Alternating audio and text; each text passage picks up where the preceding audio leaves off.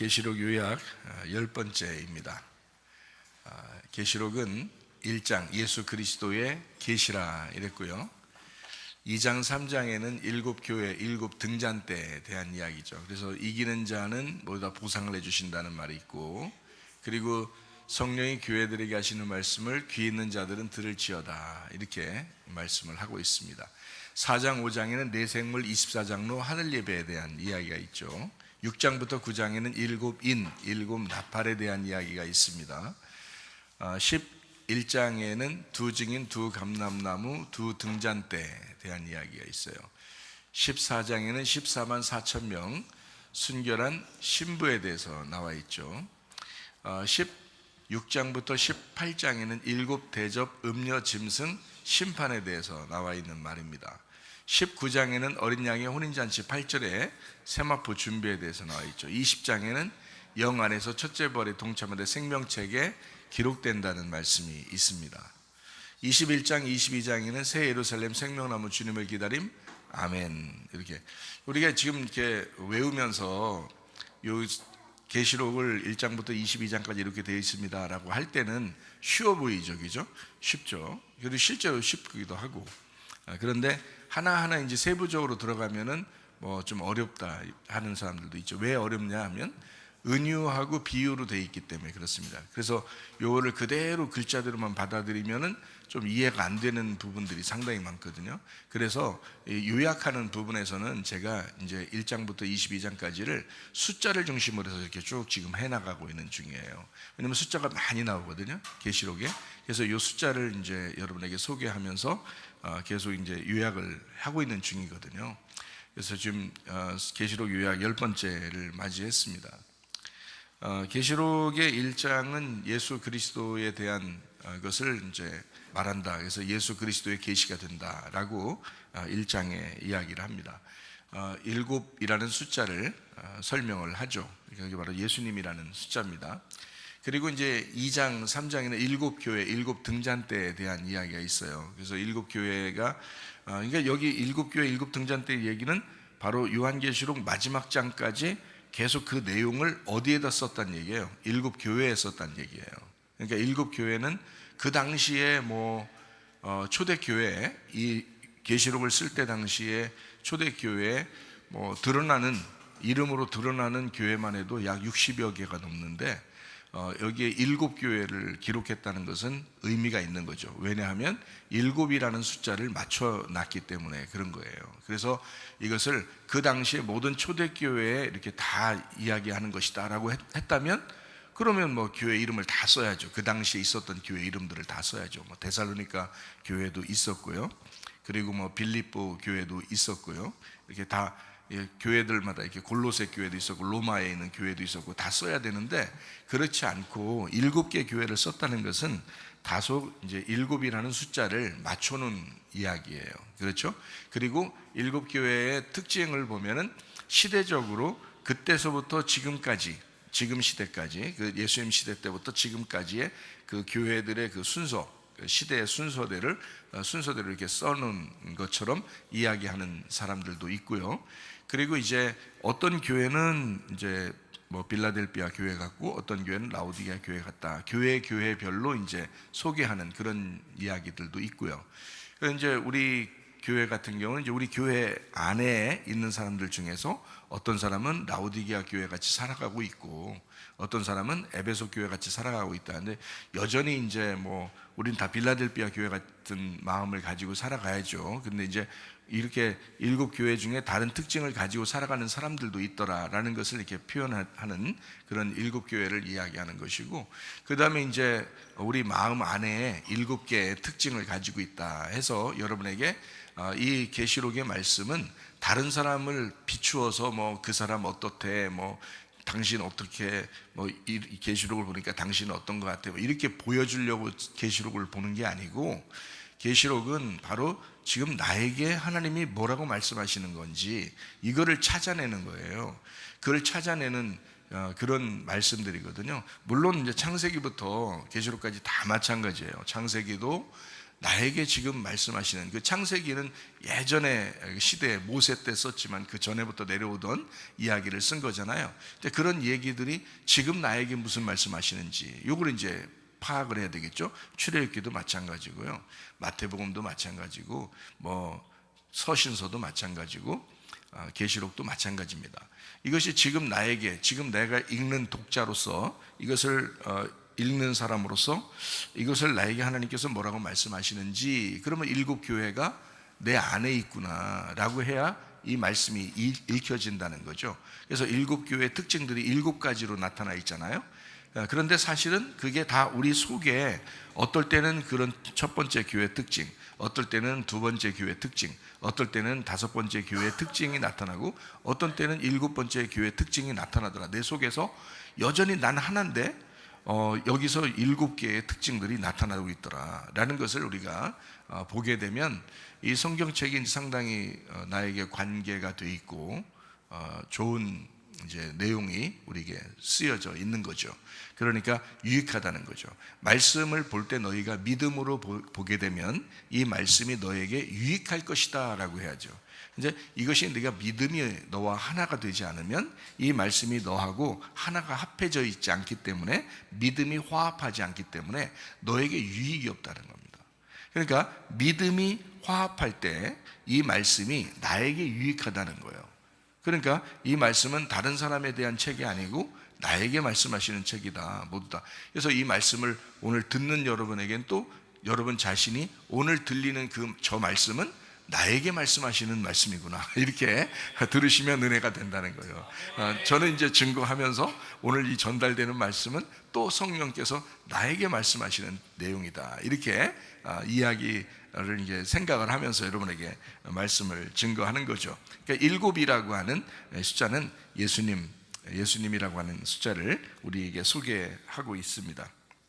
그래서 일곱 교회 특징에 대해서 여러분이 아시면, 바로 계시록의 전체가 그 일곱 교회에게 쓴 것이다, 바로 누구에게 쓴 것이다? 나에게 쓴 것이다, 이렇게 볼 수가 있는 내용이죠. 성경책이요. 4장 5장에는 내생물 24장로 하늘 예배에 대한 이야기가 있어요. 그러니까 땅의 예배가 아니고 하늘 예배다라고 했죠. 그래서 내생물과 24장로는 다 어디에 해당하는 부분이다? 예루살렘 성의 성전에 대해 해당하는 부분이다.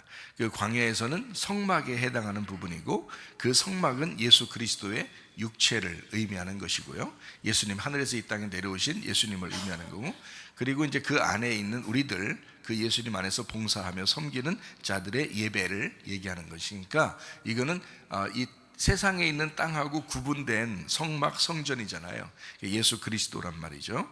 그래서 하늘 예배라 이렇게 말하는 거예요. 여러분이 우리 교회에 나오셨잖아요. 그러면 세상을 떠나서 교회에 이렇게 오신 거란 말이에요. 그러면 이게 구분된 거죠. 세상과 구분됐잖아요. 이걸 하늘 예배라 이렇게 말하는 거예요. 물론 하늘나라에 올라가서 예배도 있고 거기 영적인 예배도 있겠죠. 그 예배를 말하지만, 지금 여기에서도 교회 예배를 바로 하늘 예배다 이렇게 볼 수 있는 거예요. 내생물 24장로 하늘 예배. 그래서 복음으로 예수 그리스도가 이 땅에 복음이 전달되는 그 내생물 24장로, 하나님의 영, 그 안에서 우리가 하늘의 예배를 드리고 있다, 이렇게 보면 이 4장 5장의 내용을 우리가 이제 파악할 수가 있습니다. 4장 5장이 내생물 24장로 하늘 예배죠. 6장은 어떻게 되어 있냐면, 이제 환란이 시작됩니다. 그러니까 일곱 나팔이 이제 시작되는, 일곱 인이 시작되는 그런 장면들인데요. 계시록 6장은 스가랴 6장하고 같다고 그랬죠. 그리고 베드로후서 3장하고 같고요. 그리고 사도행전 2장하고 같습니다. 그것은 요엘서 2장에 나와 있는 얘기를 사도행전 2장에서 이루어진 사건입니다. 그러니까 성경은 따로 떨어진 내용이 아니라 구약과 신약이 연결되어 있다, 상호 보완되어 있어서요, 이게 같은 내용들을 설명해 주고 있다라는 것을 의미합니다. 다시 말하면 이런 일곱 인에 대해서 왜 제가 이것을 사도행전 2장하고 요엘서 2장하고 연결시켜서 여러분에게 이야기를 하냐면, 베드로후서 3장하고요 왜 이렇게 연결시켜 얘기하냐면, 바로 나에게 지금 역사하시는 하나님, 근데 분명히 일곱 인의 재앙이 내려온다는 거죠. 일곱 인의 재앙이 내려오는 거를 왜 거기에서는 사도행전 2장에 오순절 성령 충만이 이루어지는 날에 그 비유를 설명했을까라는 거예요. 그러면 이게 이제 이런 거죠. 재앙이 내려왔다는 것은 재앙으로 말미암아 내가 영원히 멸망당하기를 원하는 게 아니라 나를 파괴하고 나를 멸망시키는 목적이 있다는 거예요. 어떤 목적이냐면 성령님이 오시는 목적이에요. 성령님이 오셔서, 성령님이 오시면 내가 회개하게 되잖아요. 회개하고 성령님이 오셔요. 그래서 회개하는 것과 구원받는 것과 성령님 오시는 것은 같은 거란 말이에요. 이렇게 오면은 내가 회개하죠. 전혀 내가 예전의 사람이 아닌 거예요. 그렇죠? 회개하면서 전혀 내가 예전의 사람이 아닌 거, 그걸 회개라고 그러는 거거든요. 그걸 회개라고 그러면 그게 구원인 거예요. 그러니까 회개와 구원은 같은 거란 말이죠. 그러면 성령 받는 것도 같은 거란 말이에요. 그러면 회개하지 않으면 구원받지 못했고, 구원받지 못한 건 성령이 안 왔다는 얘기예요. 심각한 얘기잖아요. 그래서 오순절 성령 충만이 임하는 것은 나의 멸망을 가져온다, 나의 파괴를 가져온다. 그날이 나의 재앙의 날이다. 그러니까 나의 종말을 맞이하는 날, 나는 회개가 일어나는 날이고 구원을 받는 날이고 성령 충만한 날이다. 그날이 내가 끝장나는 날이다. 전혀 예전의 내가 아니다. 이걸 진짜 회개라고 그렇게 말하는 거예요. 그러니까 어설프게 회개하면 또 그러고 계속 그러잖아요. 왜 그러냐면 인간이니까 자꾸 이 땅으로 돌아가는 습성이 있단 말이에요. 그러니까 사람이요, 땅으로 돌아가려고 하는 습성이 있어요. 그래서 자기도 모르게 벗어나려고 하는데 또 돌아가는 이런 습성이 있단 말이에요. 그거를 끊어내면서 우리가 빠져나온다는 것은 보통 구원받지 못해서는 안 되잖아요. 그게, 그죠? 보통 회개하지 않고서는 안 되는 거예요. 왜 그러냐면 성경에 말하는 회개, 구원, 성령 충만이라는 건요, 뭘로 표현한 거냐면 born again, be born again 이래요. 그러니까 무슨 말이냐면 다시 태어났다는 말입니다. 다시 태어났다. 그걸 거듭났다, 그렇게 말해요. 다시 태어났다. 그러니까 이거는 지금 내가 살아왔잖아요. 내 인생을 나도 살아왔잖아요. 근데 내가 전혀 다른 사람인 거예요. 다시 태어난 거예요. 그걸 거듭남이라고 말하는 거고 중생이라고 그렇게 말해요. 그러니까 그 중생, 거듭남, 요거를 회개했다, 그거를 구원받았다, 성령 받았다, 이렇게 말하는 거거든요. 근데 사람들은 교회 다니면 다 그냥 성령 받은 줄 알고 다 자기들이 회개한 줄 알아요. 근데 그러면서도 자기들이 좀 찝찝하게 생각을 해요. 왜냐하면 자꾸 내가 왜 이러지 이런다고요. 왜 이러지가 아니라 회개가 안 됐기 때문에 그런 겁니다. 회개라고 하는 거는 완전히 다른 사람인 거예요. 다른 사람. 그러니까 바뀐 거예요. 이렇게 있다가 이렇게 뒤집어진 겁니다. 거듭났다, 다시 태어났다, 이거죠. 그거를 이제 회개라 이렇게 말해요. 그러려니까 계시록에서는 이 중요한 내용들을 다루고 있는 겁니다. 뭐냐면 네가 죽어야, 네가 완전히 파괴되고 죽어야, 그래야 네가 다시 태어나는 거다, 거듭나는 거다, 네가 성령 받는 거다 라고 하는 거를 일곱 인, 일곱 나팔, 일곱 대접을 통해서 설명해 주려고 한 거예요. 그러다 보니까 계시록 6장이 스가랴 6장의 종말과, 그리고 요엘서 2장의 종말과, 또 사도행전 2장에 그 우리에게 종말이 일어난 그 성령 충만이 일어난 완전히 다른 인생을 살아갈 수밖에 없는 오순절의 성령 충만으로 사도행전 2장을 설명해 놨다고요.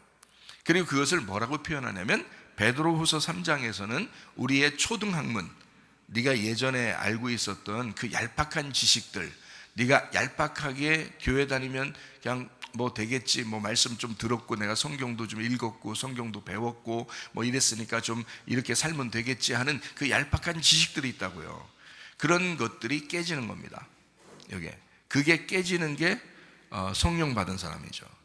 그죠? 그러니까 초등 학문이 깨지는 거예요. 초등 지식이요. 초등 지식이 깨지는 겁니다. 그리고 이제 고등 지식을 받는 거예요. 그러니까 땅의 지식에서 벗어나서 하늘의 지식을 받는 거예요. 그러려니까 내가 먼저 깨져야죠. 그죠? 내가 깨진 만큼 예수님이 들어오신다 그랬죠? 내가 깨진 만큼 예수님을 차지하는 거예요. 그래서 우리가 구하라, 찾으라, 두드려라. 뭐 다른 거 구하라고 안 했어요, 성경에. 무조건 예수님을 구하라. 무조건 성령님을 구하라. 이렇게 되거든요. 그럼 하나님이 그걸 주시겠다는 거예요. 그거 주시면 다른 걸 다 채워주겠대요. 이거 먼저 받으라는 거예요. 이거 먼저. 이거 안 받고 다른 거 다 채워지면 다른 걸 가지고 살려고 하다 보니까 예수를 놓쳐요. 근데 예수를 받고 만족하려고 하면 다른 걸 조금씩 채워줘도 만족하다는 거죠. 예. 그러니까 예수가 우리에게 중요하고 오직 성령님이 중요합니다. 그것이 내게 오면 내가 깨진 만큼 들어오기 때문에 나를 깨뜨리시려고 주님은 굉장히 노력하시는 거예요. 지금 그 노력하시는 분이 열심히 노력하는 거죠. 그거를 인, 나팔, 대접의 진노다 이렇게 말하는 거예요. 예. 열심히 노력하셔서 나를 계속 깨뜨리시는 거예요. 여러분 교회 나오면 처음부터 교회 딱 나오면 완전하던가요 여러분? 하나님이 여러분 완전하다고 여겨요? 아니에요. 그냥 온전하다고 해줄게 그러는 거예요. 완전한 게 아니라 완전하신 분은 예수님밖에 없어요. 우리는 그냥 온전한 척하고 사는 거예요. 근데 자꾸 안 되죠. 안 되니까 그때그때마다 날마다 내가 죽는다 이렇게 하는 거예요. 날마다 회개한다. 날마다 내가 하나님 앞에 돌아간다. 내가 날마다 나를 깨뜨리고 주님을 받아들일 준비를 한다. 내가 날마다 내 마음을 연다. 내가 날마다 성령으로 살아야 되겠다 이렇게 하는 거죠. 그거를 바울은 깨달은 거예요. 날마다 죽는다 이렇게 말한 거죠. 자기는 날마다 죽는다. 다시 말하면 날마다 성령을 받아들여 살겠다. 날마다 성령 충만으로 살겠다. 성령님이 인도하는 대로 내가 살겠다는 그런 말이에요. 날마다 죽는다 하는 말이에요. 왜냐면 안 되니까. 그게 완전한 사람은 예수님밖에 없다니까. 이 세상에 사람으로서 완전한 사람 이건 예수님밖에 없어요. 나머지는 어떻게 해요? 다 첫사람 아담에게서 뿌리로 내려온 그런 사람들이에요. 우리는 예수님만 하늘에 계신 분이 이 땅에 완전한 사람으로 오신 거예요. 근데 우리는 다 아담의 후예들이란 말이에요. 첫 번째 아담의 후예들. 그러니까 완전하지 못하죠. 그러니까 우리는 날마다 온전한 척하며 살아갈 수밖에 없는 거예요. 근데 하나님이 우리를 온전하다고 여겨주시는 거지 내가 그것도 온전한 것도 아니에요. 하나님이 나를 온전하다고 여겨주시는 거. 그래서 은혜로 사는 겁니다. 하나님 내가 은혜로 삽니다. 내가 은혜 아니면 내가 살아갈 수 없습니다 는 그렇게 살아가는 거예요. 날마다 그를 은혜로 살아간다. 이게 진노 그러니까 재앙이 내려온 목적이에요. 하나님이 우리를 은혜로 초청하기 위해서 우리에게 재앙을 내리는 거예요. 그게 계시록 6장에 있는 내용입니다. 7장에는 14만 4천 명 큰 환난 가운데서 나오는 어린 양의 피에 씻음 받은 사람들에 대한 이야기가 나오죠. 그리고 8장에는 3분의 1이 파괴된다라는 것이 나와 있고요. 8장에 9장에는요 3분의 1이 파괴됩니다. 그리고 이제 하이브리드 전쟁처럼 모든 영적 전쟁들이 이제 우리에게 있죠. 그래서 9장에 3분의 1가량을 파괴한다. 6장에는 4분의 1가량을 파괴하고 9장에는 3분의 1가량을 파괴한다라고 되어 있습니다. 그리고 10장에는 입에 달고 그리고 배에 쓰고 그리고 다시 말씀을 전한다, 예언한다라는 그런 이야기가 있죠. 그래서 하나님의 말씀 우리에게 달콤하게 복음으로 들어오지만 내가 경험하게 될 때는 광야의 경험처럼 그렇게 쓴 겁니다. 그리고 다시 선포해야 하리라라는 그런 어떤 사람이 선포해요? 성령님이 들어오시고 권능을 받은 사람이 선포한다 그러죠. 그죠? 그 증인이 된다 그러잖아요. 그럼 어떻게 됐어요? 자, 성령님을 받았어요. 그 다음에 권능을 체험했어요. 그런 사람이 선포하게 돼요. 그러면 이 사람은 어때 돼요? 배가 쓴 사람이에요. 그 고난을 겪은 사람이라고요. 염려와 근심과 고난이 닥쳐서 그거를 이제 견디어낸 사람이죠. 인내로 견디어내고 그것을 이제 성취한 다음에 그 다음에 말씀을 다시 예언해야 하리라라는 말씀입니다. 자, 복음의 말씀은 그냥 받아요. 입에 달콤하죠. 그러나 배에는 씁니다. 그리고 다시 말씀을 증거하게 돼요. 3단계죠. 똑같죠. 그죠? 애굽에서는 가만히 있는데 유월절 어린 양 예수님의 피가 문설주에 발라져서 그냥 우리의 행동에 상관없이 다 구원하시잖아요. 가만히 있는데 구원해 버리는 거예요. 근데 어떻게 홍해바다 건너서 광야로 가니까 어때요? 광야는 우리를 다 낮추시는 장소예요. 말씀으로 우리를 깎아내리는 장소고요. 내가 할 수 있는 게 아무것도 없는 장소가 광야입니다. 이것을 광야 40년을 통과하고 난 다음에 가나안 땅으로 인도하시거든요. 마찬가지로 하나님은 이렇게 너희의 입에 달고, 네 입에 달고 배에 쓰고, 그리고 다시 말씀을 증거해야 하리라 라고 말씀을 하는 것입니다. 자, 계시록 11장입니다. 11장 내용을 우리가 조금 오늘 요약을 하면서 설명을 하고 마치도록 하겠습니다. 11장 내용은 굉장히 중요한 내용입니다. 왜냐하면 보세요, 계시록이 1장부터 22장까지 있습니다. 딱 중간에 11장입니다. 22장까지 있는데 중간 11장, 11장, 젓가락 두 개처럼요. 11장, 두 증인, 두 감람나무, 두 등잔대 이렇게 돼 있어요. 그렇게 암기하면 참 좋습니다. 그래서 여기에 이제 11장을 제가 설명을 한번 하고 마칠게요. 11장 2절 말씀을 보겠습니다. 성전 바깥 마당은 측량하지 말고 그냥 두라. 이것은 이방인에게 주었은즉 그들이 거룩한 성을 42달 동안 짓밟으리라. 무슨 뜻이냐면 진노, 고통, 그리고 산통을 겪는, 그래서 42달이라고, 42, 42라고 하는 것은요, 고통, 환난, 심판을 의미합니다. 그래서 이제 우리가 어떤 목적을 가지고 있냐면, 그렇게 고통을 느끼고 산통을 느끼면 출산하게 되죠. 그래서 앞으로 아기가 출산될 것이다 라고 하는 것을 이제 설명해 주려고 하는 그런 내용이죠. 그러니까 출산을 목적으로 42달 동안 짓밟을 거야. 그러니까 너에게 고통이 따를 거야, 심판이 올 거야 라는 그런 말이죠. 42달. 그러니까 42이라는 42만 이렇게 놔도 환난, 핍박, 고난, 심판이라는 걸 금방 깨달아야 돼요. 고통스럽다는 것을. 엘리사가 성령의 그 갑절의 영감을 받고 나오는데 애들이 막 이렇게 놀리죠. 대머리야 대머리야 막 이러면서. 그러니까 아마 엘리사를 놀릴 때 머리를 놀리지 말고 다른 데를 놀렸으면 아마 그냥 넘어갔을 수도 있어요. 근데 그 가장 중요하다고 하는 이 머리를 건드려 가지고 그렇지 않아도 지금 열받아 있는 이런 그 상당히 반짝반짝하던 그런 엘리사가 머리를 놀리니까, 엘리사가 지금 어떻게 해요? 영감의 갑절의 능력을 받고 지금 오고 있는 중이니까, 지금 엘리야는 떠났죠. 그리고 지금 엘리사가 오는 거니까, 엘리야가 떠날 때는 누가 떠난 거예요? 십자가 예수가 떠난 거예요. 엘리야는 십자가 예수를 의미한다 그랬죠. 그 다음에 이제 엘리사는 어떻게 해요? 갑절의 능력을 받은 부활의 예수를 의미하는 거거든요. 그러니까 엘리사가 이제 부활의 예수를 의미해서 나오는데, 부활의 예수의 머리가 뭐예요? 하나님이잖아요. 그러니까 머리를 놀리니까 이건 뭐 애들이든 노인이든 상관없이 죽어야 되는 거예요.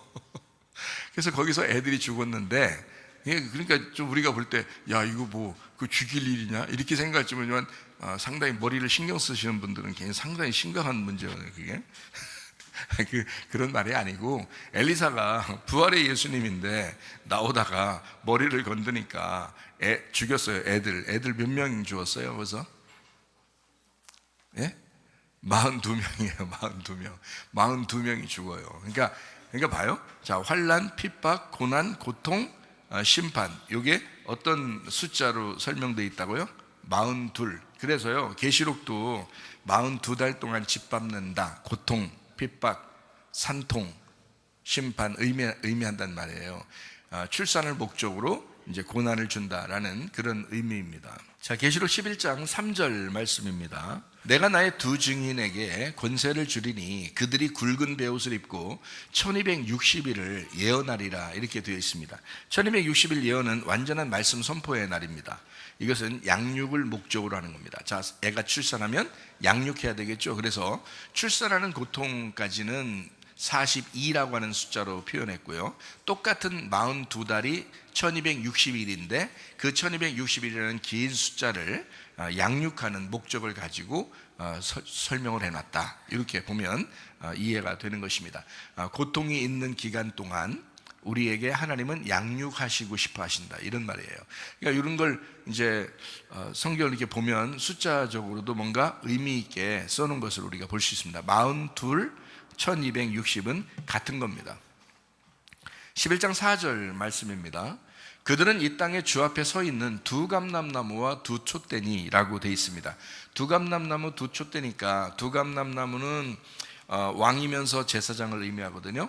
두 촛대라고 하는 것은 두 개의 교회를 의미하는 겁니다. 그렇죠? 그러니까 왕이며 제사장이 있고요. 그 다음에 두 개의 교회가 있다는 거죠. 그러면 증거하는 교회를 두 개의 촛대라고 하고요. 그게 두 교회라고 그러고, 그리고 두 명이 아니라 둘의 감람나무니까 왕과 제사장을 가진 하나의 왕이면서 제사장이다. 그러니까 이걸 누구냐면 어린 양 대신 예수님이란 말이에요. 어린 양 대신 예수님하고, 그리고 증인되는 교회를 의미한다. 이렇게 보면 딱 이제 두 감람나무 두 촛대가 두 개, 네 개 이렇게 말하는 게 아니라는 걸 알 수 있겠죠. 이렇게 딱 보니까요. 자, 그래서 이거를 한번 설명을 한번 해볼게요.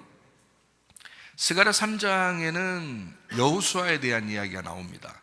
스가랴 4장에는 스룹바벨에 대한 이야기가 나옵니다. 이게 이제 두 감람나무에 대한 이야기를 설명하고 있는 내용들이거든요.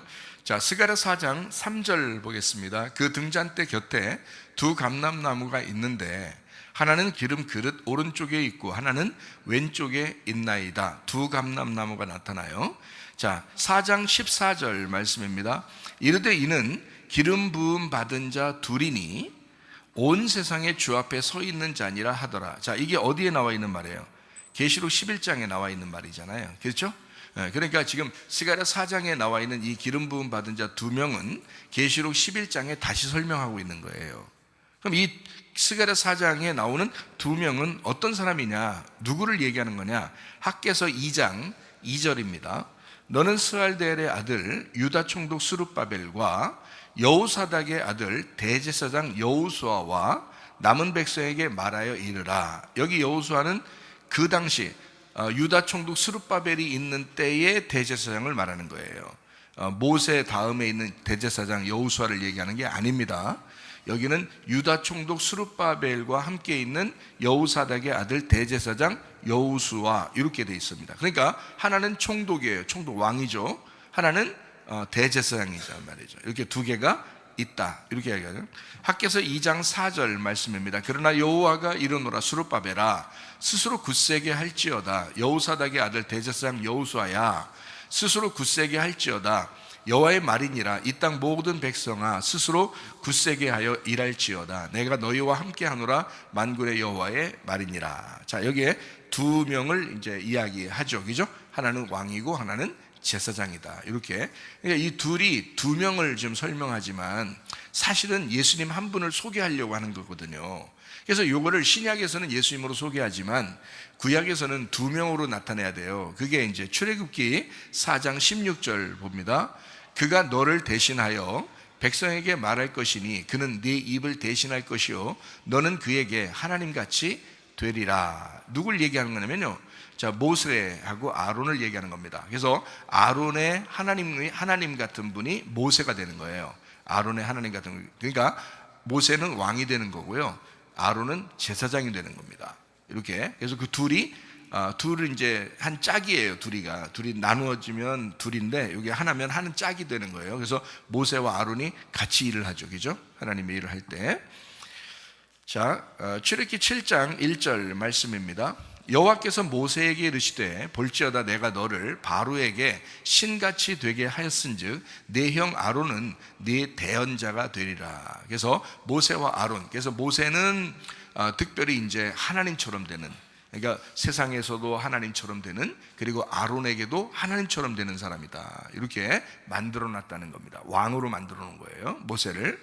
자, 히브리서 3장 1절 말씀을 보겠습니다. 그러므로 함께 하늘의 부르심을 받은 거룩한 형제들아, 우리가 믿는 도리의 사도이시며 대제사장이신 예수를 깊이 생각하라 라고 돼 있어요. 자, 사도이시며 대제사장 이렇게 돼 있잖아요. 이 예수님 한 분을 두 개로 나눠 설명한 거예요. 하나는 사도고 하나는 대제사장인데, 사도이시면서 대제사장이다 예수님이, 이렇게 말하는 거거든요. 그럼 사도가 어떤 사람, 뭘 사도라 그래요? 사도를 보냄을 받은 자, 이걸 사도라 그래요. 보냄을 받은 자. 자, 그러면은 하나님께서 사람을 선택해서 이스라엘 백성들에게 애굽에 보낸 자가 있어요. 누구죠? 모세죠. 그죠? 모세, 그리고 보냈죠. 그리고 거기에 원래 살고 있던 백성들하고 같이 살고 있던 사람 중에서 제사장을 하나 만들었어요. 그게 아론입니다. 그러니까 하나님이 여기서 이 시내산에서 하나님이 모세를 불러가지고 이스라엘 백성들에게 보내는 자가 사도란 말이에요. 보냈다 이 말이에요. 사도다 이 말이에요. 그리고 거기에 제사장, 대제사장을 아론을 만들어서 이 사도면서 대제사장 이렇게 됐어요. 그래서 모세와 아론이 이렇게 된 거거든요. 그게 이제 히브리 3장 1절 말씀에는 예수님이 그분이다. 그러니까 모세와 아론이다 이 말이에요. 예수님이 모세 같은 사도면서 그러면서 제사장이신 아론 같은 분이다 이렇게 얘기하는 겁니다. 그래서 사도와 대제사장이신 예수님을 깊이 생각해야 된다라고 말씀하는 겁니다. 그러니까 여기서 말하는 사도는 뭐 12제자 사도, 12사도 이런 얘기가 아니에요. 하나님으로부터 보냄을 받은 자를 얘기하는 겁니다. 그게 예수님이다. 보냄을 받았잖아요. 그래서 보내준 하나님이 보내서 보냄 받아가지고 이렇게 왔다. 모세처럼 이렇게 오게 됐다 이 말이죠. 이스라엘 백성들을 구원하러 모세가 오게 됐죠. 하나님이 보내가지고요. 예수님이 인류를 구원하기 위해서, 우리를 구원하기 위해서 하늘에서 이 땅에 내려오셨죠. 보내지셨죠. 그죠? 사도란 말이에요. 그렇게 보냈다. 예수님 12제자들은 또 12사도라고 그러죠. 왜 그러냐면 예수님이 보낸다 그럴 때 12사도 이렇게 말하는 거예요. 12사도는 예수님이 또 보낸다 이렇게 하잖아요. 그죠? 그리고 구약에서는 12지파라고 그러고요. 신약에서는 12사도, 12제자라 이렇게 말해요. 예수님이 보낸 자 이렇게 12사도다 이렇게 말하잖아요. 자, 이것을 이제 구약에서 창세기에서는요. 이 창세기에서는 왕이면서 제사장인 분이 하나 나타나요. 그게 누구냐면요. 멜기세덱이라는 분이 있습니다. 그렇죠? 멜기세덱이라는 분이 왕이면서 제사장이에요. 히브리서 7장 1절 말씀입니다. 이 멜기세덱은 살렘 왕이요 지극히 높으신 하나님의 제사장이라 여러 왕을 쳐서 죽이고 돌아오는 아브람을 만나서 복을 빌어준 자다. 복을 주시는 자이다. 자, 어떤 사람? 멜기세덱이 살렘 왕이고 대제사장, 하나님의 제사장이다 이렇게 표현했잖아요. 그 멜기세덱. 그래서 이걸 히브리서에서는 창세기에 나와 있는 아브라함에게 축복하던 멜기세덱을 히브리서 7장에서는 이제 이 멜기세덱이 예수님이야 라고 설명을 해주는 거예요. 이 멜기세덱이 왕이면서 제사장이야 라고. 그러니까 제가 여러분에게 두 감람나무라고 할 때 스룹바벨과 여호수아를 얘기할 때 이걸 두 개가 아니라 하나다라고 얘기하는 것을 알겠죠. 무슨 말인지. 그죠? 두 개가 아니라 하나인 예수님을 설명하려고 한 것이다. 구약은 두 개로 설명하는 거고 신약에서는 하나인 예수님을 설명하는 거예요. 자, 우리가 이제 그렇게 이해하면 되겠습니다. 자, 그래서 두 감람나무는요 스룹바벨과 여호수아를 의미합니다. 왕이면서 대제사장을 의미합니다. 모세면서 아론이라고 하는 것을 의미합니다. 모세와 아론을 의미합니다. 이것을 하나로 말하면 멜기세덱이라고 말하는 것입니다. 이것이 사도며 대제사장을 얘기하는 겁니다. 이것은 멜기세덱 되시는 예수 그리스도를 얘기합니다. 이것이 메시아이고 그분이 보혜사이십니다. 자, 그러면 이제 두 감람나무는 이제 알겠죠. 계시록의 11장 4절에 보면 두 감람나무가 뭔지 이제 아시겠죠, 그죠? 그러니까 왕이면서 제사장이신 예수님에 대해서 알겠죠? 그러면 두 촛대, 두 등잔대가 있잖아요. 그건 뭐예요, 그럼? 이것도 둘이 아니라 하나구나라는 것을 알 수 있겠죠? 그래서 이 말도 교회를 의미하는 겁니다. 어떤 교회를 말하냐? 두 등잔대예요. 기름 등불이 꺼지지 않는 두 등잔대, 두 촛대. 이것을 말하는 거잖아요. 두 개잖아요. 두 개인데 하나라고 했죠. 증거하는 교회를 말하죠. 기름 등불 꺼지지 않으니까 성령 충만한 교회를 의미하는 거죠. 그래서 성령 충만한 교회예요. 자, 두 감람나무, 두 등잔대. 이것은 뭘 의미한다?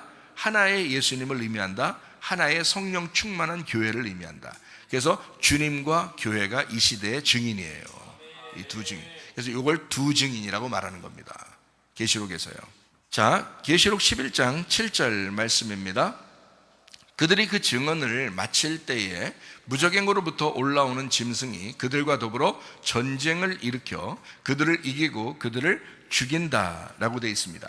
그러니까 이게 지금 여기서만 나타내는 얘기일까요? 아니면 앞에도 쭉 이야기하는 그런 내용들을 얘기하는 거예요? 앞에도 쭉 내용들을 얘기하는 거예요. 앞에 있는 내용들도 설명해 주는 그런 내용들이죠. 마치 어떤 것과 비슷해요. 예수님이 이 땅에서 사역을 하실 때 사람들이 계속 죽이려고 했어요. 그건 그 사람들이 죽이려고 하는 게 아니라 마귀의 역사예요. 그죠? 마귀의 역사. 그러니까 무적행의 역사가 바로 예수를 죽이려고 했던 그 모습들을 설명해 주고 있는 거죠. 그래서 전쟁을 계속 일으킨다. 영적 전쟁이죠. 그리고 지금 시대는 어떤가요? 자, 예수님은 십자가 못 박혀 돌아가시고 부활 승천하시면서 모두 다 승리하시고 이제 하늘 보좌에 계셔요. 그럼 우리는 이제 어떻게 해요? 우리는 핍박이 없나요? 교회는 영원히 핍박이 없나요? 지금도 이슬람권에서는 핍박이 있죠. 공산권에서는 교회가 핍박을 당하죠. 지금도. 그리고 자유민주주의를 따르지 않는 곳에서는 교회가 핍박을 당합니다. 자, 이런 핍박을 당하는 것들이 지금 없나요? 있죠. 있어요. 그러니까 교회 핍박을 의미하는 거죠. 자, 주님이 그때도 핍박을 당하셨죠. 그리고 영적 전쟁을 하셨죠. 지금 교회들도 핍박을 당하죠. 영적 전쟁을 해야 합니다. 그런데도 불구하고 이것을 어떻게 이제 하나님이 처리하시느냐? 그 교회가 핍박당하고 죽임당한다. 그런데 부활할 것이다 라고 하는 것이 이제 11장의 내용들이에요. 그러니까 주님에게서 해당되는 말이기도 하지만 주님은 바로 우리 교회와 함께 하시는 주님의 교회를 얘기하는 거죠. 지금. 그래서 교회의 핍박, 그리고 교회가 늘 영적 전쟁함으로 날마다. 그러면 이제 교회니까 우리 교회를 얘기한다, 또는 세상에 있는 교회를 얘기한다, 이렇게도 얘기할 수 있겠지만 나를 얘기할 수도 있죠. 그죠? 내 속에서 영적 전쟁이 일어나고 있다. 내 속에서 늘 마귀는 나를 죽이려고 한다. 그죠? 내 속에서. 그러니까 나를 죽이면 끝나는 거잖아요. 여러분, 내가 뭐예요? 별거 아닌 것 같아도, 여러분 자신들이 여기 앉아 있어서 별거 아닌 것 같아도, 여러분 뭐예요? 내가 뭘까? 우주예요. 온 우주가 바로 나라고요. 이거 뭐 다른 종교에서도 그런 얘기 하더구만. 자기가 우주라고. 또 이름도 우주라는 애가 있더라고, 어떤 애는. 그러니까 온 우주가 바로 나란 말이에요. 그러면 내가 죽으면 우주가 파괴된 거야. 맞죠? 내가 죽으면 우주가 파괴된 거야. 내가 핍박을 당하면 온 교회가 핍박당하는 거예요. 그죠? 그러니까 나를 핍박하기 위해서, 나를 없애기 위해서 계속 끊임없이 마귀는 나를 공격할 것이다 라는 거죠.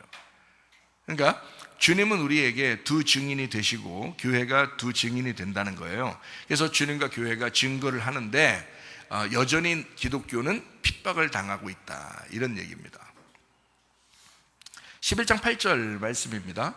그들의 시체가 큰 성 길에 있으니 그 성은 영적으로 하면 소돔이라고도 하고 애굽이라고도 하니 곧 그들의 주께서 십자가에 못 박히신 곳이라. 이상하죠?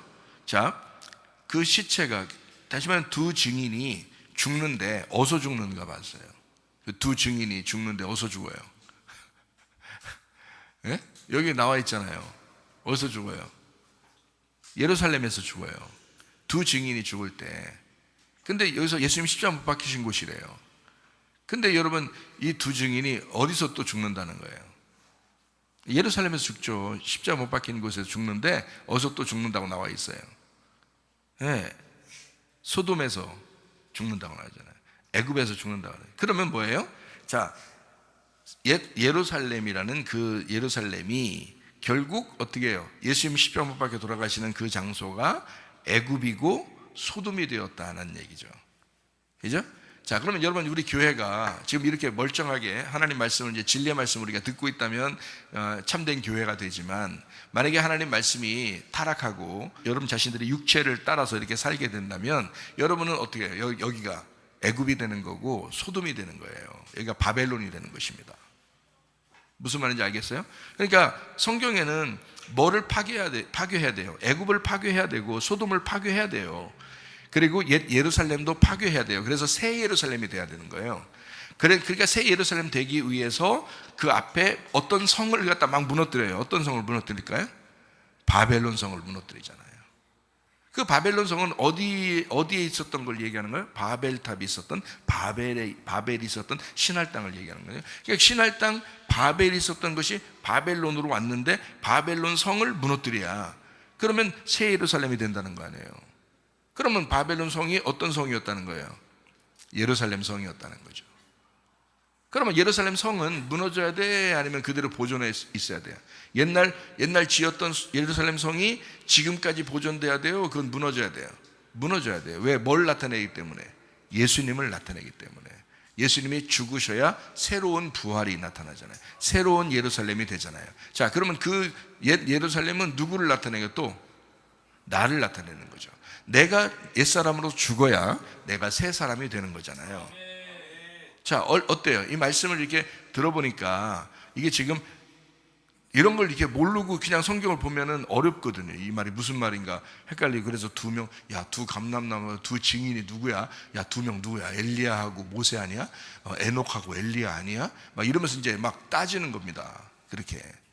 근데 그렇게 성경이 되어 있질 않아요.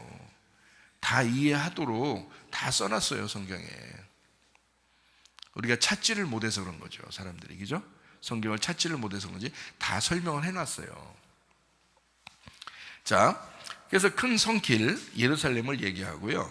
그리고 소돔, 애굽, 그리고 예수님이 십자가 못 박혀 돌아가신 바벨론, 지금으로 말하면 타락한 교회를 의미하는 것이다.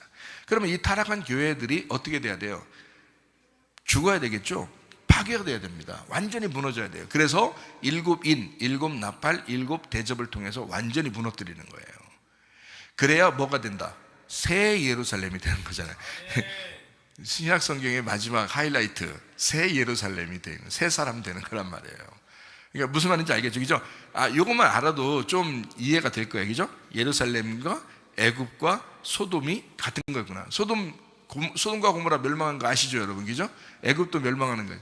그리고 예루살렘도 멸망한 거 아시잖아요. 자, 이러면 이런 것들이 다 이런 게 바벨론을 설명해 주는 그런 옛 성전이 있는 옛사람, 나를 의미하는 거구나. 나를 위해서 죽으시러 오신 예수님을 말하는 거구나. 예수님은 육체로 오셨잖아요.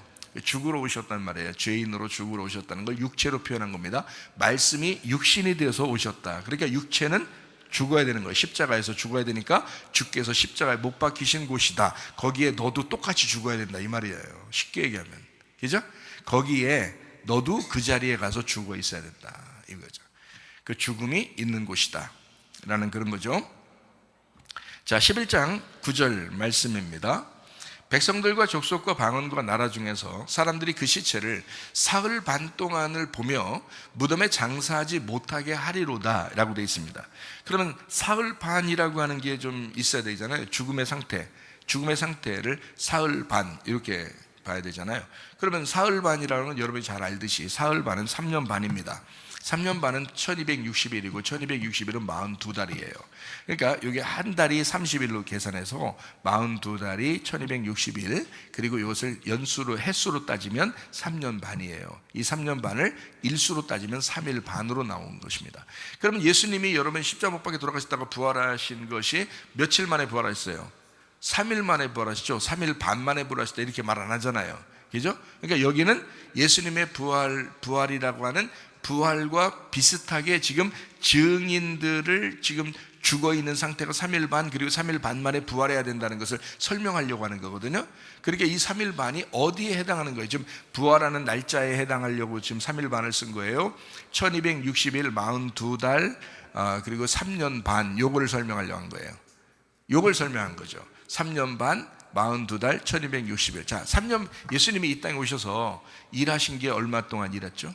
하나님 아버지의 사역을 3년 반 일하십니다. 그럼 예수님이 일하실 때 예수님이 사역을 하실 때 사람들은 예수님을 이렇게 다 믿었나요? 아니죠. 어떻게든지 사람들이 예수님을 죽이려고 그랬어요. 그죠? 3년 반 동안 일하는데 사람들은 예수님을 죽이려고 했다는 거지. 그러면 여러분과 제가 3년 반을 하나님의 사역을 한다. 이 3년 반이라는 건 하나님의 사역을 의미하는 겁니다. 하나님의 사역을 의미하는데 하나님의 사역을 할 때 사람들이 우리를 가만 내비둬요, 죽여요. 여러분 주의 일 하면은 막 잘 될 것 같아요? 사람들이 칭찬하는 건 뭔가 잘못된 거야, 이상한 거야. 그렇죠? 주의 일 한다는 것은요, 마귀가 살아있는 한 주의 일 하는 것을 계속 방해하고 고통을 주게 돼 있어요. 핍박이 오게 돼 있다고요. 환란이 오게 돼 있다고요. 이게 3일 반, 3년 반의 사건입니다. 그러니까 주의 사역. 근데 이 죽은 시체가 사흘 반 동안 장사 지내지 못하고 있더라, 이렇게 돼 있습니다. 여기에요. 자, 11장 11절 말씀입니다. 3일 반 후에 자, 어떻게 됐다? 하나님께로부터 생기가 그들 속에 들어가매 그들이 발로 일어서니 구경하는 자들이 크게 두려워하더라. 자, 어떤 말과 똑같아요? 예수님 부활하는 것과 똑같죠, 그죠? 3년 반 동안, 3일 반 동안 죽어있는 상태. 그런데 이 3년 반은 1260일 42달, 지금 성경에 나와 있는 숫자를, 지금 계시록에 있는 숫자를 그대로 얘기하는 건데, 여기에 3일 반, 이때 부활의 생기가 불어넣어져서 부활한다는 거예요. 그러면 예수님이 부활한다는 의미를 얘기하는 거예요? 예수님의 사역이 부활한다는 걸 의미하는 거예요? 예수님의 사역이 부활한다는 걸 의미하는 거죠. 그죠? 그죠? 그래서 자, 3일 반 동안 죽어 있다가 3일 반 후에 살아나는 것을 의미하는 거잖아요. 그죠? 그래서 생기가 불어넣어진다. 하나님의 사역이 이제 시작된다. 하나님의 사역을 하게 된다. 부활했다. 이 말이거든요. 그러면 여기서 이렇게 나와 있죠. 11장 12절 말씀입니다. 하늘로부터 큰 음성이 있어 이리로 올라오라 함을 그들이 듣고 구름을 타고 하늘로 올라가니 그들의 원수들도 구경하더라. 이렇게 되어 있습니다. 자, 우리가 이제 지금 여기서 두 증인, 두 감람나무, 두 등잔대를 얘기할 때 누구와 누구를 얘기한다고 그랬어요? 그리스도와 교회를 설명한다 그랬잖아요. 그리스도와 교회. 그러니까 하나는 그리스도를 설명하는 거고 하나는 교회를 설명하는 거란 말이에요, 여러분에게. 자, 구름 타고 승천하셨다. 주님도 구름 타고 승천하셨죠. 우리도 구름 타고 올라가는 거죠. 그럼 예수님이 구름 타고 올라갔다라고 하는 것을 우리가 생각을 해보고, 그리고서 사도행전 1장을 한번 보겠어요. 사도행전 1장 8절부터 11절까지 말씀입니다. 오직 성령이 너에게 임하시면 너희가 권능을 받고 예루살렘과 온 유대와 사마리아 땅까지 이르러 내 증인이 되리라 하시니라. 이 말씀을 마치시고 그들이 보는데 올려져 가시니 구름이 그를 가리어 보이지 않게 하더라. 올라가실 때에 제자들이 자세히 하늘을 쳐다보는데 흰 옷 입은 두 사람이 그들 곁에 서서 이르되 갈릴리 사람들아 어찌하여 서서 하늘을 쳐다보느냐. 너희 가운데서 하늘로 올려주신 이 예수는 하늘로 가심을 본 그대로 오시리라 하였느니라 라고 되어 있습니다. 자, 올라갈 때 뭐 타고 올라가셨다고요? 예, 우리는 자동차 타고 이렇게 가고 싶고 비행기 타고 가고 싶지만 예수님은 구름 타고 올라가시죠? 올라가시는데 누가 있었다고? 여기에 두 명의 천사가 있었다고, 그죠? 두 명의 천사가 같이 있었다고요. 그렇게 지금 설명하고 있어요. 데살로니가 후서 1장 7절 말씀입니다. 환난을 받는 너희에게는 우리와 함께 안식으로 갚으시는 것이 하나님의 공의시니 주 예수께서 자기의 능력의 천사들과 함께 하늘로부터 불꽃 가운데에 나타나실 때에 라고 되어 있습니다. 그러면 예수님은 지금 구름 타고 올라갔다고 해놓고 지금 누구와 함께 온다는 거예요? 천사와 같이 온다 했잖아요. 그러니까 올라가는 것도 천사와 같이, 그리고 내려오는 것도 천사와 같이, 이렇게 되죠, 그죠? 그러면 천사와 같이라는 건, 이 천사는 복음을 증거하는 자를 천사라고 이렇게 말하는 거예요. 복음을 증거하는 자를 천사다, 이렇게 표현하거든요. 자, 예수님이 이제 올라가신 그대로 이 땅에 내려오신다 하면, 만약에 감람산에서 올라갔다면 감람산으로 내려오셔야 되겠죠. 감람산이라는 건 여러분이 아시죠. 감람, 기름이 있는 감람. 그래서 성령님과 함께 있는, 그래서 계속 거기서 기도하셨고 쉬셨고 그렇게 안식하셨고 했습니다. 거기서 부활 승천하시고 그리고 거기로 또 재림하신다, 뭐 이런 얘기가 있죠. 성령님 안에서 한다는 의미를 얘기하는 것입니다. 성령님 안에서. 스가랴 13장 1절 말씀입니다. 그날의 죄와 더러움을 씻는 셈이 다윗의 족속과 예루살렘 주민을 위하여 열리리라 라고 되어 있습니다. 죄와 더러움을 씻는 셈이 다윗의 족속과 예루살렘 주민을 위하여 열리리라. 뭘 얘기하는 거냐면요, 예수님의 옆구리의 피를 의미하는 겁니다. 예수님이 옆구리가 창에 찔려서 열리면 그때 이제 구원의 역사, 그 구원의 셈이 우리에게 흐르는 것이다. 스가랴 13장 6절 말씀입니다. 어떤 사람이 그에게 묻기를 내 두 팔 사이에 있는 상처는 어떻게 됨이냐 하면 대답하기를 이는 나의 친구의 집에서 받은 상처라 하리라. 예수님 옆구리에 창이 찔리신 그 상처를 의미하는 것입니다. 요한복음 19장 34절 35절 말씀입니다. 그중 한 군병이 창으로 옆구리를 찌르니 곧 피와 물이 나오더라. 이를 본 자가 증언하였으니 그 증언이 참이라. 그가 자기의 말하는 것이 참인 줄 알고 너희로 믿게 하려 함이니라. 자, 예수님의 그 피를 통해서 뭐가 생겨났나요? 예수님의 피로 교회가 생겨나죠. 사도행전 20장 28절 말씀입니다. 여러분은 자기를 위하여 또는 온 양떼를 위하여 삼가라. 성령이 그들 가운데 여러분을 감독자로 삼고 하나님이 자기 피로 사신 교회를 보살피게 하셨느니라 라고 되어 있습니다. 하나님이 자기 피로 우리를 사셨대요. 교회를. 예수님이 자기 피로 우리 교회를 사셨습니다. 여러분, 우리가 교회가 생겨난 것은 그냥 우연히 생겨난 것이 아닙니다. 예수님의 피 때문에, 하나님 아버지의 피 때문에 이 교회가 생겨난 것입니다. 그러므로 교회를 위해서 충성한다고 하는 것은요, 바로 주님의 피를 위해서 살아가는 것을 의미하는 거고요, 어린 양 예수를 생각하면서 살아가는 것을 의미합니다. 그러므로 교회를 깊이 사랑하다가 주님 만나시기를 바랍니다. 이렇게 우리가 예수님의 그 부활 승천, 그리고 주님이 이 땅에 다시 내려오시는, 뭘 만드시려고요? 교회입니다. 교회를 만드시려고요. 그러면 교회는 어떻게 돼야 되나요? 요한복음 14장 20절 말씀입니다.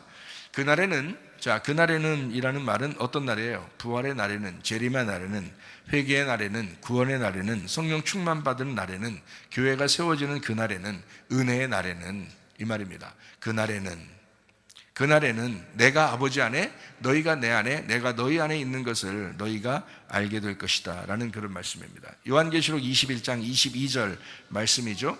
성 안에서 내가 성전을 보지 못하였으니 이는 주 하나님 곧 전능하신 이와 및 어린 양이 그 성전이 되심이라. 성전과 성이 하나가 되었다, 이렇게 됐잖아요. 서로 하나 되었다.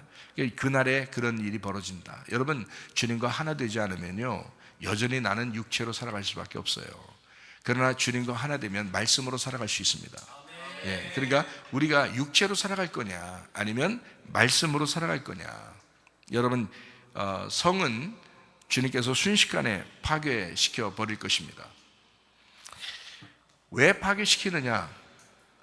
우리를 새롭게 만들기 위해서요. 그리스도와 하나 되게 만들기 위해서요. 그리스도와 떨어진 우리가 파괴되면 주님께 다시 돌아갈 수밖에 없어요. 그것을 회개다.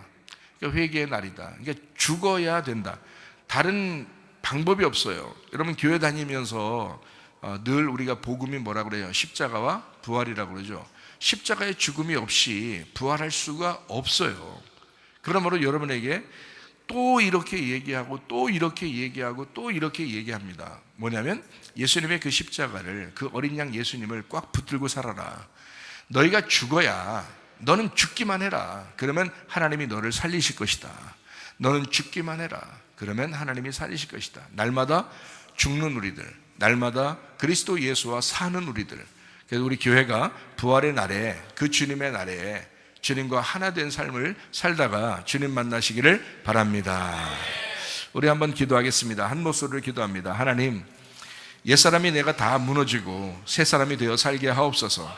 그리스도 예수의 사람으로 내가 살게 하옵소서. 주님의 증인으로 살다가 주님 만나게 하옵소서. 기도합니다.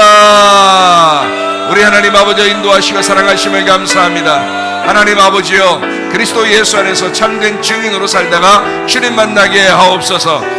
비염은 떠나갈지어다, 아토피 떠나갈지어다, 위장병 떠나갈지어다, 어지럼증 사라질지어다, 두통은 사라질지어다, 류마티스 관절 떠나갈지어다, 어깨 통증 사라질지어다, 허리 디스크, 목 디스크 떠나갈지어다, 심장병 온전해질지어다, 각종 종양 암떨이 떠나갈지어다, 감기 몸살 온전해질지어다, 협착증 사라질지어다, 건선피부 온전해질지어다, 이명은 사라질지어다, 장염혈질환 온전해질지어다, 식도염 사라질지어다, 유력에서 떠나갈지어다, 우울증, 불면증, 환자의 두런불안, 초조 다 떠나갈지어다, 음란, 거짓, 도둑질, 미움, 욕심은 다 떠나갈지어다. 하나님, 그리스도 예수 안에 성령 받고 능력 받아 아버지 주님의 증인으로 살다가 주님 만나게 도와주시옵소서.